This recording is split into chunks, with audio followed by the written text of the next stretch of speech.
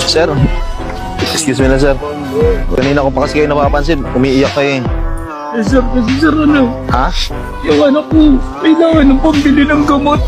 Anak nyo? Opo, Ba't asan ba yung anak nyo?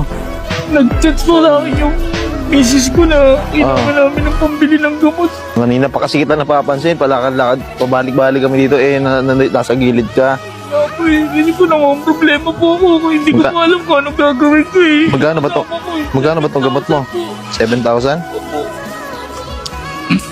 Sir, kanina pa po ako dito. Hindi Alam ko mo- po alam kung paano po yung gagawa ko ng parang kasi puro utang na po ako, sir. Huwag ka masyadong problema yan. Hayaan mo yung problema sa'yo. 7,000, o gawin ko ng 10,000. Actually, panggasto sana to sa burol ng nanay ko eh. O, Salamat talaga, sir. gawin. Salamat. gawin ko 10 ha. Ingat ka pala. Salamat talaga, sir. Diyan ka lang. Kuha akong bigas. Diyan ka lang. Bigas. Kuhin mo to ha.